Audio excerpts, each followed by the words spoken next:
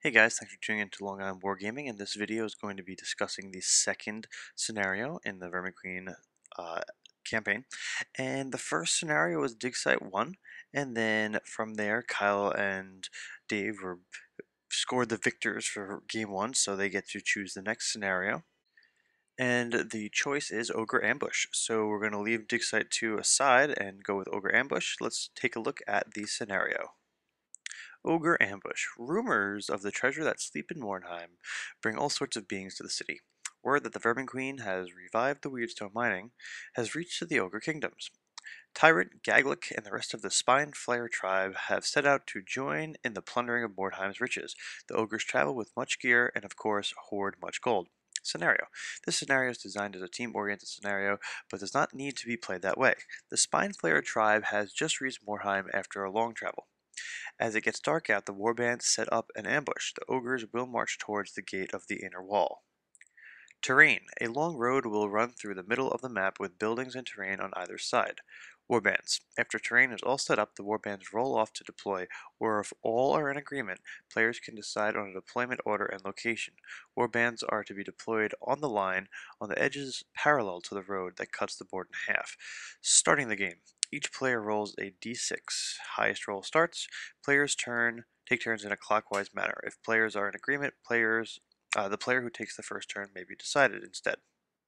Extras not included in this scenario sheet. The JM may include other story gameplay elements. Be ready for surprises, but don't forget to have fun. Special rules. The ogres will treat all enemies as hidden as long as they are outside initiative range, which is 2 inches for ogres, and are trying to remain in some sort of cover. So the players need to have some sort of cover when setting up their ambush. Once the ambush has started, the ogres will be looking for targets to take down. Noblars are submissive and will follow your order once captured. Once in base contact with a loot Noblar, he will remain with you until you either make it off the edge of the board with him or rout. If you are slain, the Noblar will wander until his next captor picks him up.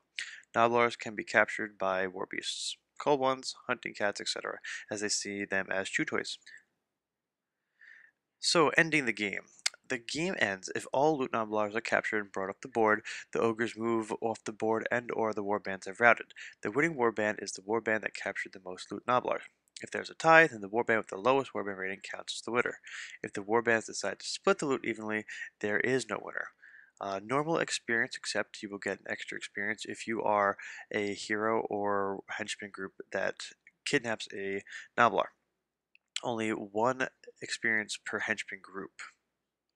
So the Loot Noblar has a nice chart here where you have a 2d6 roll, heavy armor, Mordheim mat, light armor, gold, sword and dagger, axe, d3 weirdstone, and then 2 smaller charts where you can get a helmet, shield, and a buckler, or jeweled dagger, a jeweled sword, or a jeweled helmet. You can see jeweled sword is omitted by accident here, and some special rules. Instead of looting the Noblar, pilot warbands can instead take the Noblar as a swabby. The Noblar swabby will be equipped with a dagger, club, toughened leather, and shiny stuff, which is throwing weapon at strength of user.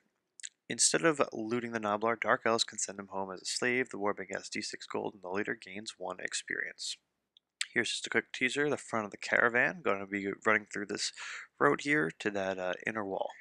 So this is meant to be a team-oriented scenario where everyone's ganging up on the ogres, but it doesn't have to be because Mordheim is a pretty free and loose game. So what do you guys think? Let's make this interesting. Do you think everyone's going to work and get all that loot? Because those loot noblars do have a lot of stuff, and they can either split it evenly or at least try to snatch up all the loot noblars and work together. Or do you think everyone's going to do free-for-all and try to figure it out all on their own? And if there is someone that's going to backstab other people, who do you think it might be? We got Finnegan's Freelancers, the Pirates, John's Pirates, Raiders of the Black Ark, Kyle's Dark Elves, Dave's Wood Elves, Keepers of the Wood, and Rich's Arc Lectors Expedition Meidenheimers. And then Mike's making a guest appearance here. Mike's playing the Dark Servants. So in the description below is the PDF of the scenario, so click that if you'd like to check it out, and stay tuned for the game.